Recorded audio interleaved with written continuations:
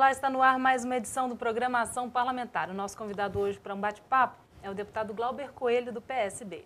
Deputado, seja muito bem-vindo ao nosso espaço mais uma vez. Muito obrigado, Verônica. É um prazer muito grande poder retornar aqui ao Ação Parlamentar. Um abraço muito carinhoso, muito fraterno a todos os nossos diletos espectadores. Bom, vamos começar falando sobre saúde e vamos direto ao ponto, né? Entre as últimas ações do senhor nesta área da saúde, podemos citar o trabalho de implantação de um centro de especialidades na região do Caparaó. Como é que está o andamento dessa proposta? Olha, Verônica, talvez esta seja uma das maiores conquistas do povo que mora naquela região do Caparaó. Por quê? Saúde pública é um grande calcanhar de Aquiles para qualquer administrador, quer sejam eles do município, a nível estadual, bem como a nível federal. E aquilo que os governos puderem fazer para criar uma aproximação, para ampliar a oferta, para combatermos a demanda, para facilitar o acesso das pessoas à saúde pública, aquilo que nós pudermos fazer. Em primeiro lugar, nós não estamos fazendo mais do que a nossa obrigação. E segundo, que a gente vai poder tratar desse tipo de assunto, não só com respeito, mas com competência, com profissionalismo. Hoje, para que você tenha uma ideia, e os nossos amigos telespectadores também, em toda a região sul do estado do Espírito Santo, nós só temos uma Superintendência de Estado de Saúde e um CRE, Centro Regional de Especialidades. Ou seja, são aproximadamente 30 municípios que são obrigados a se deslocar para Cachoeiro de Itapemirim na busca de consultas, exames e até mesmo cirurgias. Essa nossa indicação ao governo, esse debate que a gente tem travado ao longo dos últimos 3 anos, isso já está surtindo resultado, isso já está surtindo efeito.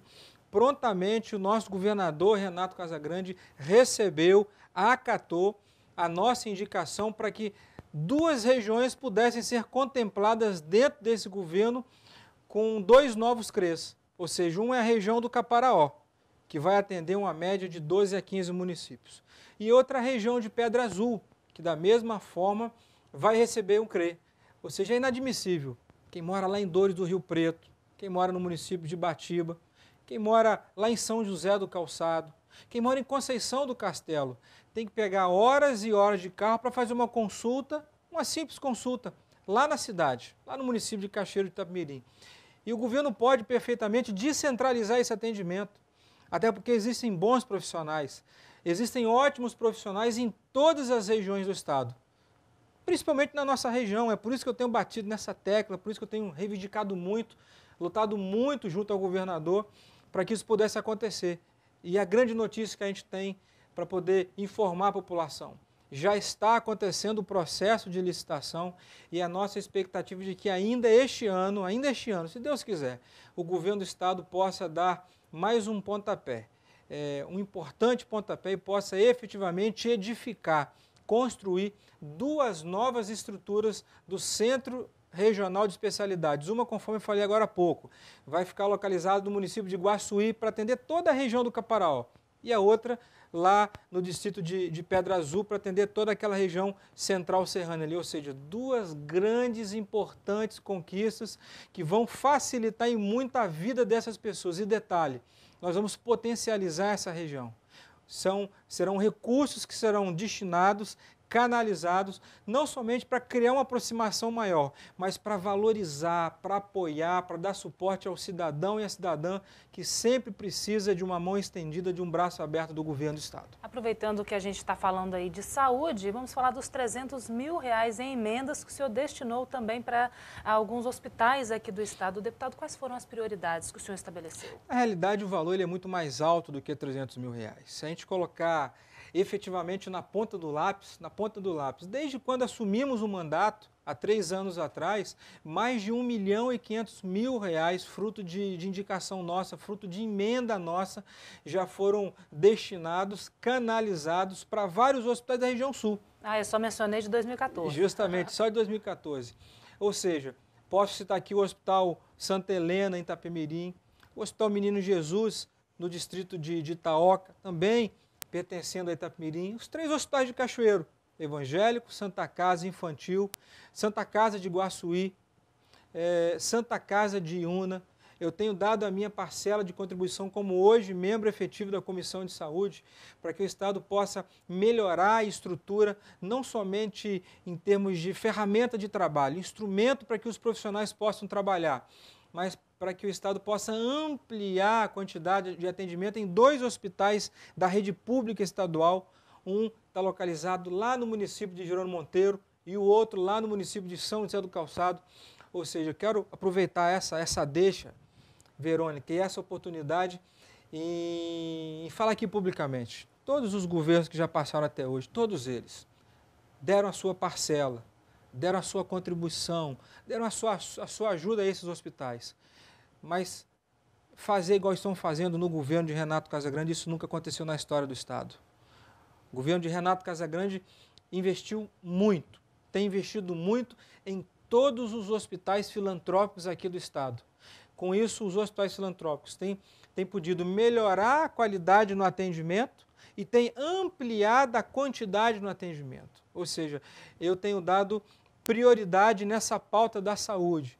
Prioridade nessa pauta da saúde. Agora, não adianta somente eu, por intermédio das nossas emendas, ou o próprio governo do Estado investir nesses hospitais se os municípios não fizerem a sua parte. E quando eu falo os municípios fazerem a sua parte, eles precisam urgentemente melhorar a atenção básica. É o postinho de saúde.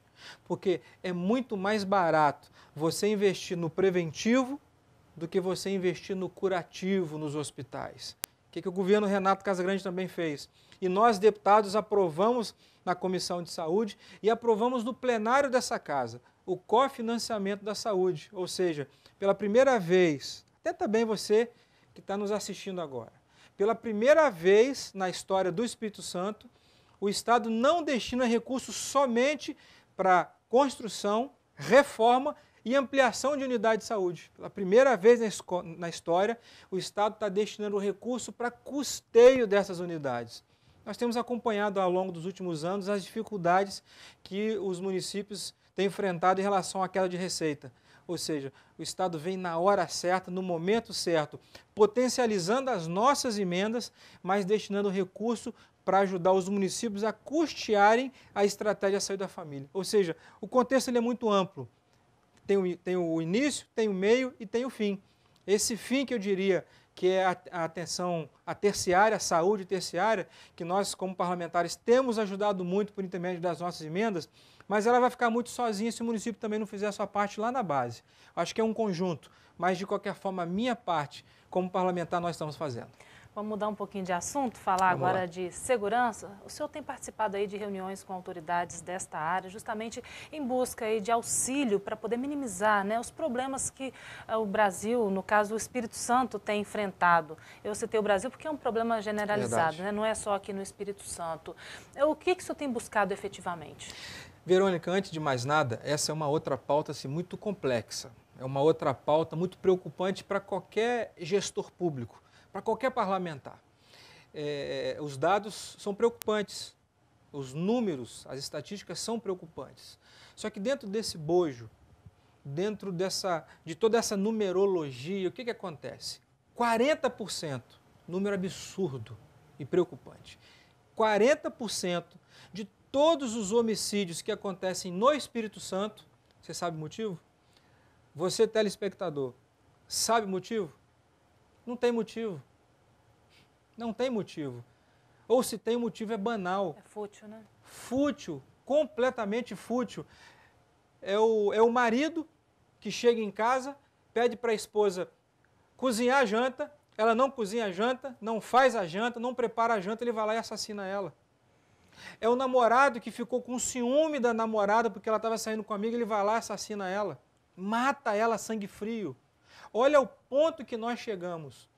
É qualquer esbarrão que você dá no carro, no trânsito, quem esbarrou fica revoltado ou não fica, quem se sentiu agredido, ferido, fica também ou não fica, no final das contas vai lá e assassina o outro. Ou seja, profundamente falta de estrutura nas nossas famílias. E não adianta governo federal, não adianta governo do estado, não adianta município colocar um policial, quer seja policial militar, quer seja policial civil, por habitante, que não vai resolver o problema. O estado tem que fazer a sua parte. E o nosso estado, o nosso governo tem feito isso. Mas nós temos que olhar com um olhar diferenciado para a nossa família. Esse é um problema muito sério. 40% do índice de homicídio, o problema é esse. Não tem problema. O motivo é muito pequeno, fútil, conforme você falou. E um outro problema sério, um outro problema grave, é droga, o tráfico de droga. Agora, mas isso acontece aonde? A droga vem de onde? Nós não temos polícia federal suficiente para impedir, para barrar que essa droga entre no nosso país, ou seja, nós temos uma circunscrição gráfica muito grande. O território brasileiro, o território nacional, ele é muito extenso, ele é muito amplo, e nós não temos o número suficiente de policiais federais para impedir que essa droga entre no nosso país. Concomitante a isso, quando isso acontece, a distribuição ela é muito mais fácil, ela é muito mais ágil, ela é muito mais célere em todos os estados da federação. O que é que nós estamos fazendo aqui, dito isso para vocês? O estado tem investido muito em aquisição de novas viaturas, em aquisição de armamento, de construção de novas unidades integradas de polícia. Ao longo dos últimos 3 anos, mais de 4 mil profissionais da área de segurança pública já ingressaram no mercado de trabalho. Policiais militares, policiais civis e também no Corpo de Bombeiro. Se nós fizermos uma comparação, isso nunca aconteceu aqui no nosso estado.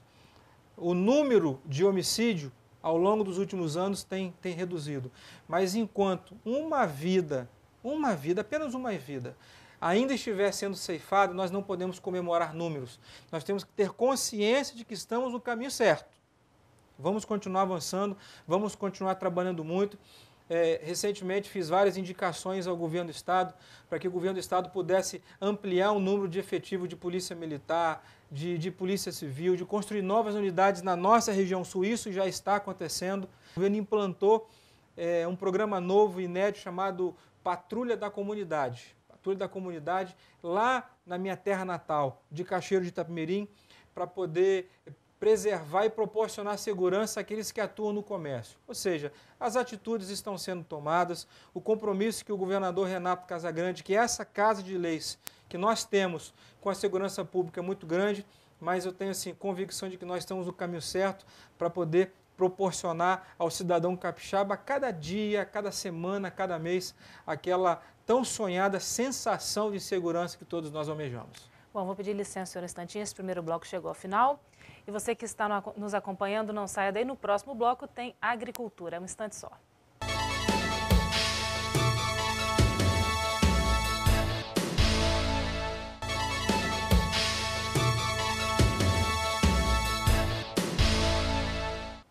Estamos de volta com o segundo bloco do programa Ação Parlamentar, que hoje está recebendo para um bate-papo o deputado Glauber Coelho, do PSB. Bom, deputado, no primeiro bloco a gente encerrou aí falando sobre segurança e agora vamos falar um pouco sobre agricultura, né? Bom, o senhor foi assinado um decreto no final de 2013 que institui a diferenciação no imposto sobre o leite, né? É uma indicação da Comissão de Agricultura, da qual o senhor faz parte. Bom, qual a necessidade desse decreto, né? Qual foi a necessidade desse decreto, deputado? Essa, sem sombra de dúvidas, foi uma das maiores conquistas que as cooperativas de leite receberam nos últimos anos, né? É uma demanda muito discutida, muito debatida na Comissão de Agricultura. Aqui eu queria parabenizar também o deputado Ataíde Armani, que foi um grande lutador, um grande batalhador, para que este sonho pudesse ser transformado em realidade. O que acontecia antes? O que acontecia? É importante explicar isso para o nosso telespectador. Todo leite, Verônica, que era produzido no estado do Rio de Janeiro, no estado de Minas Gerais e no estado da Bahia, ele entrava no estado do Espírito Santo mais barato do que o leite nosso que era produzido aqui. Então ficava muito mais fácil a gente consumir de fora, né? Muito mais fácil do que consumir de fora. Isso gerava uma consequência muito danosa para o nosso produtor rural e para as nossas cooperativas. Se a gente quer fazer com que o produtor rural seja protagonista da sua história, aonde ele vive, aonde ele mora, onde ele cria os seus filhos, se a intenção do governo do estado é fazer com que este produtor rural ele se sinta bem, feliz, satisfeito, morando aonde ele vive, o estado tem que proporcionar condição. E nós lutamos muito ao longo de mais de 2 anos, porque o inverso não acontecia. O nosso produto que é produzido aqui, o nosso leite, leite Celita, leite da Veneza, leite da Colaga, enfim, de outras cooperativas, ele era sobretaxado e era vendido mais caro nos outros estados. Ou seja, o leite de lá para cá encontrava facilidade. O leite daqui para lá só encontrava dificuldade. Nós conseguimos essa conquista. Nós discutimos muito, batemos muito nessa tecla e o governador Renato Casagrande entendeu, compreendeu e por intermédio deste decreto, através da Secretaria da Fazenda, no finalzinho do ano passado, eles baixaram esse decreto, dando condições iguais para que o produto que é produzido no outro estado tenha a mesma condição de concorrência do nosso que é produzido aqui. Nós não queremos ser melhor ou pior do que ninguém. Nós queremos tratamento igualitário e esse tão sonhado tratamento igualitário nós conseguimos muita luta. Sermos vitoriosos no finalzinho do segundo semestre do ano passado. Viva as nossas cooperativas! Agora, aproveitando esse assunto, o senhor também fez uma indicação que acabou ampliando aí em mais 30 municípios da região centro-sul do estado para que fizessem parte do programa Calcário Correto, né, que vai ajudar aí na produção, ampliar a nossa produção agrícola. Como é que foi isso, deputado? Interessante que um assunto, né, a gente vai conversando e um assunto ele puxa o outro, né? Independente da cultura do cacau, cultura do mamão, cultura da cana, cultura do café, até mesmo o mato, a grama que é o alimento para o boi, né? Destinou alimento para o boi, ele vai ter uma condição de vida mais saudável, as vacas vão produzir mais leite e assim sucessivamente. O que acontece? Na nossa região sul, de uma forma muito especial, nós temos uma quantidade, a nossa terra ela é muito ácida, nós temos uma quantidade muito grande de acidez na terra. Ou seja, quanto mais ácida a terra, menor a sua produtividade. O que você tem que fazer? Você tem que destinar calcário. Porque o calcário é o único instrumento, é o único produto que existe hoje para corrigir essa acidez. Automaticamente, você corrigiu a acidez, você aumenta a produtividade. Olha só que dado interessante. Somente com a aplicação do calcário você consegue elevar a sua produtividade. E aí independe da cultura, em aproximadamente 25%. Não adianta você adubar a terra se você não coloca o calcário. Não adianta você colocar o calcário se você não aduba a terra, ou seja, é o casamento perfeito. É como se fosse o queijo e a goiabada. Tem que ter os dois juntos. Não pode ficar separado. E nós fizemos... Você tem noção, Verônica e amigo telespectador, de quanto que custa uma tonelada de calcário? R$60. É muito barato. É muito barato para o tamanho do benefício que o nosso produtor recebe ou vai receber. Por isso que, conhecedor profundo dessa área, dessa pauta, nós fizemos essa indicação ao governo e a minha expectativa é de que ainda este ano o projeto está praticamente pronto, já tem recurso para isso, para aquisição de mais de 4.000 toneladas de calcário que serão distribuídas em mais de 30 municípios da região sul, beneficiando mais de 2.000 produtores. Então, assim, uma grande conquista que eu quero compartilhar com todos vocês aqui neste programa. Bom, falando em investimento, né, senhor... Não tem como você falar do interior, da roça, sem falar na questão da educação no campo. O senhor destinou aí outra parte de suas emendas, aí eu digo em 2014, R$400 mil, para beneficiar as escolas famílias agrícolas, verdade, que têm uma importante função no interior, né, deputado? Verdade. Quando você investe em educação, e aí independe se é educação no interior ou se é educação na cidade. Você abre uma janela de oportunidades para a pessoa. Acho que um dos maiores investimentos que qualquer governo tem que fazer é investimento na educação. Melhorar, reformar, ampliar as nossas escolas, dar mais condições de trabalho, inclusive financeiramente para os nossos professores, pedagogos, diretores de escola. Nós temos que proporcionar essa satisfação aos alunos, enfim. Investir em educação é uma janela de oportunidades para o futuro. Eu confesso que 3 para 4 anos atrás eu não conhecia a Escola Família Agrícola. Ou se conhecia muito pouco de ouvir falar. Mas eu nunca havia visitado uma escola família agrícola, não sabia como funcionava, qual era a estrutura, enfim, eu não tinha informações concretas. A primeira visita que eu fiz a uma escola família agrícola foi paixão à primeira vista, sabe? E eu passei a me apaixonar, me dedicar, me envolver muito com a questão da pedagogia da alternância. A pedagogia da alternância. Que modelo extraordinário que funciona bem em todos os rincões do nosso estado, no interior do nosso estado. Como é que funciona isso? O aluno fica uma semana na escola, o aluno fica uma semana na sua casa, executando aquilo que aprendeu e dever de casa também. Ou seja, por isso que acreditando nessa pedagogia, Verônica, eu destinei emendas para todas as escolas, famílias agrícolas da região sul do estado e para a Escola Família Agrícola lá de São Gabriel da Palha. Por quê? Porque acredito, sabe? Acredito piamente nessa pedagogia da alternância. E é muito bom a gente ver frutos e resultados desse trabalho.